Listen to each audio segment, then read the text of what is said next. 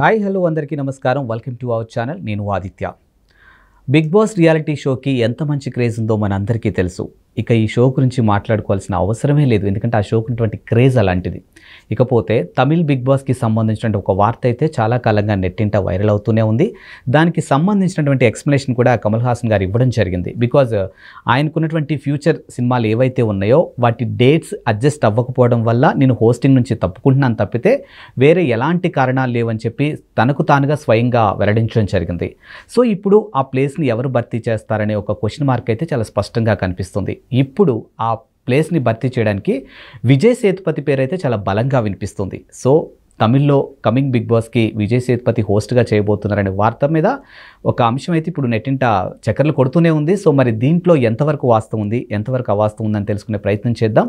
So ప్రస్తుతానికి మనతో పాటు స్టూడియోలో ఉన్నారు ప్రముఖ సినీ క్రిటిక్ యజ్ఞమూర్తి గారు. సో సార్ని అడిగి తెలుసుకుందాం. సార్ నమస్కారం. సార్ నమస్తే Aditya. Sir, Bigg Boss reality show ఉన్న క్రేజ్ గురించి మనం ప్రత్యేకించి మాట్లాడుకోవాల్సిన అవసరం లేదు. ఆల్మోస్ట్ అన్ని లాంగ్వేజ్ల్లో కూడా దానికంటూ సపరేట్గా ఒక ఫ్యాన్ బేస్ ఉందని చెప్పొచ్చు. ఇకపోతే తమిళ్ బిగ్ బాస్కి కమల్ హాసన్ గారు హోస్ట్గా తప్పుకున్నారు, దాని వెనకాల చాలా కారణాలు ఉన్నాయన్నారు. కానీ స్వయంగా తానే బయటకు వచ్చి నా సినిమాల డేట్స్ అడ్జస్ట్ వల్లే నేను చేయలేకపోతున్నాను తప్పితే బిహైండ్ ఎలాంటి రీజన్స్ లేవని ఆయన క్లారిటీ ఇచ్చారు.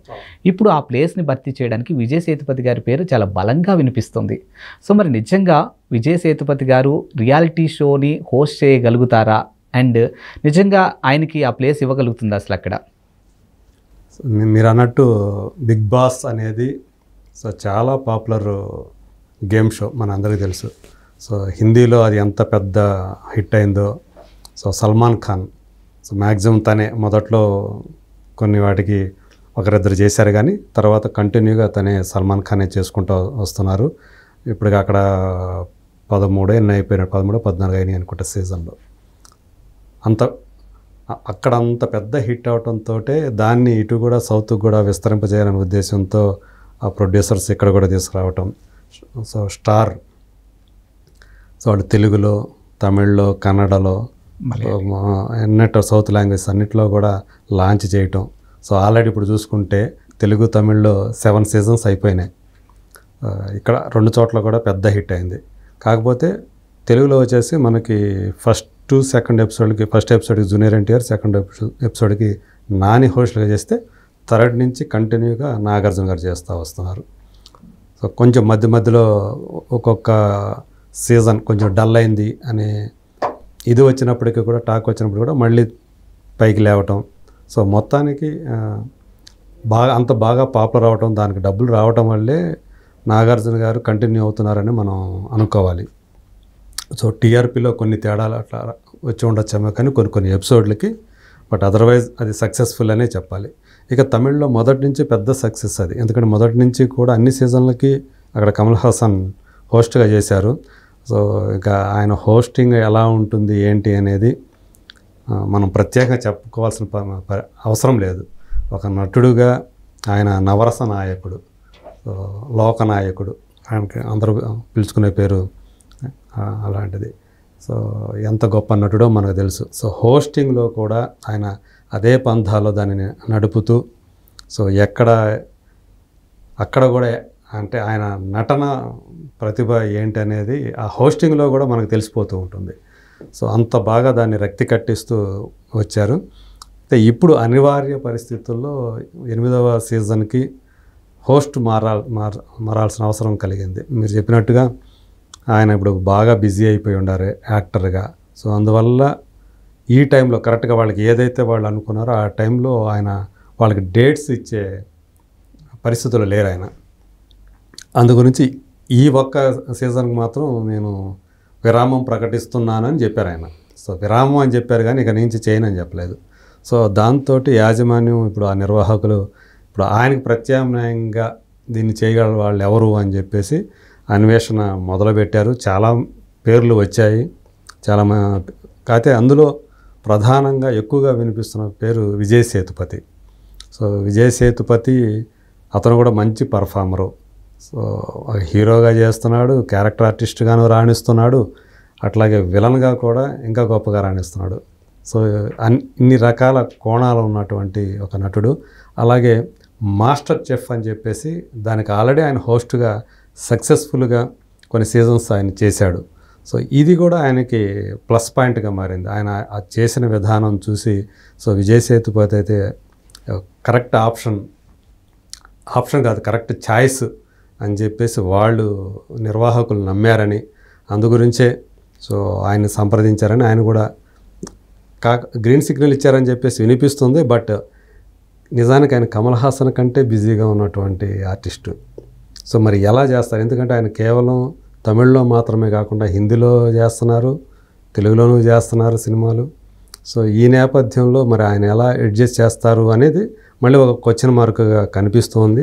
బట్ ఏదేమైనా సరే ఆల్రెడీ మాస్టర్ చెఫ్కి ఎలాగైతే ఆయన హోస్ట్గా చేశారో దీన్ని కూడా ఒక సవాలుగా స్వీకరించి చేయాలి, దాన్ని సక్సెస్ చేయాలి అని చెప్పేసి ఆయన కూడా అనుకుంటున్నారని చెప్పేసి మనకి అక్కడి కోలీవుడ్ వర్గాలు మనకి చెప్తున్నటువంటి సమాచారం.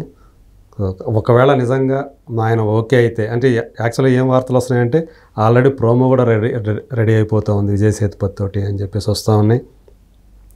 నాకు తెలిసి 1-2 రోజుల్లోనే దీనికి సంబంధించినటువంటి క్లారిటీ కూడా రావచ్చు, ఆయన చేస్తున్నాడా లేదా అని చెప్పేసి. ఎందుకంటే సీజన్కి సంబంధించిన టైం కూడా దగ్గర పడుతుంది, ఈ నెలలోనే అది బిగిన్ చేయాలి.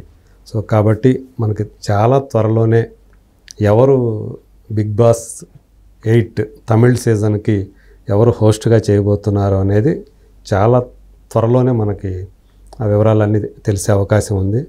సో ఖచ్చితంగా ఒకవేళ విజయ్ సేతుపతి కనుక ఖాయమైతే ఆయన కమల్ హాసన్కి కరెక్ట్ అయినటువంటి ప్రత్యామ్నాయం అని చెప్పేసి చెప్పడంలో ఎలాంటి అనుమానం లేదు నాకు.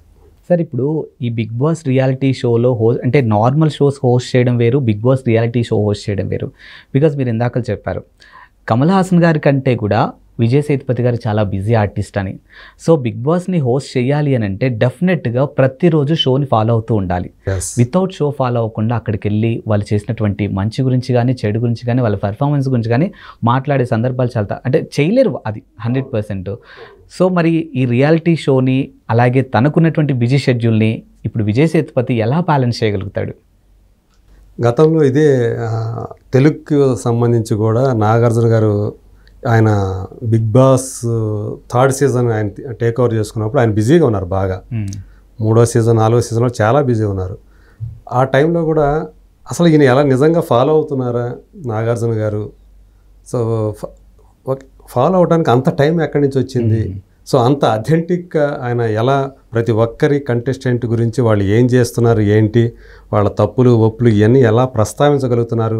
ఒకవేళ స్క్రిప్టెడ్ అనుకోవడానికి కూడా లేదు. కొన్ని ఆ టైంలో స్పాంటేనియస్గా అప్పటికప్పుడు చెప్పాల్సినటువంటి విషయాలు ఉంటాయి, అంత స్క్రిప్టెడ్ అని మనం చెప్పడానికి లేదు. సో అంత బాగా ఆయన ఎలా చేయగలుగుతున్నారు నాగార్జున గారు? నిజంగా అంత ఆయనకి అంత తీరిక ఉందా? ఎందుకంటే ఆయన వీకెండ్ మాత్రమే కదా వచ్చేది, శనివారం ఆదివారం మాత్రమే మనకు కనిపిస్తారు. సో మిగతా రోజుల్లో ఆయన రారు.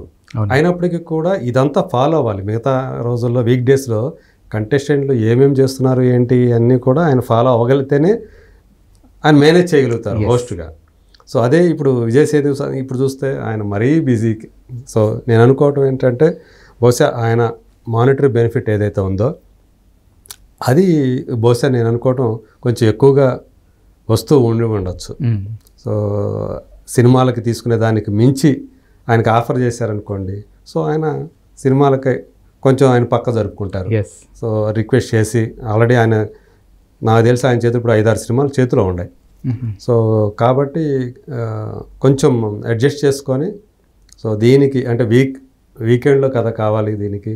సో మిగతా రోజుల్లో ఎట్లాగో చూసుకొని బహుశా నిద్రపోతారో లేదో మనకైతే తెలియదు, కానీ సో ఆ టైంలో మిగతా వాచ్ చేస్తూ వీక్ డేస్లో ఉన్నటువంటి ఎపిసోడ్లన్నీ కూడా అంటే వాళ్ళు ఇచ్చేదే చూస్తారు కదా, ఏదైతే నిర్వాహకులు ఇస్తారో ఈయన చూసేది దాన్ని మాత్రం చూసి ఆయన మేనేజ్ చేయాలి అక్కడ. సో కాబట్టి నేను విజయ్ సేతుపతి ఒకవేళ ఏదో ఉన్నా కానీ ఎంత బిజీ ఉన్నా కానీ దాన్ని ఆ మేనేజ్ చేయడంలో ఆయన నిష్ణాతుడని నేను అనుకుంటున్నాను. ఈజీగానే ఆయన ఇలాంటివి పెద్ద ఇష్యూ కాదు ఆయనకి నాకు తెలిసి. సో ఖచ్చితంగా దీనికోసం ఆయనకి ఆ బెనిఫిట్ అనేది మానిటరీ బెనిఫిట్ అనేది సినిమాలకు మించి బెటర్గా ఉంటే ఖచ్చితంగా టేకప్ చేసే అవకాశం ఉంది. పైగా ఏంటంటే ఇది కూడా ఒక కొత్త ఎక్స్పీరియన్స్ ఆయనకి.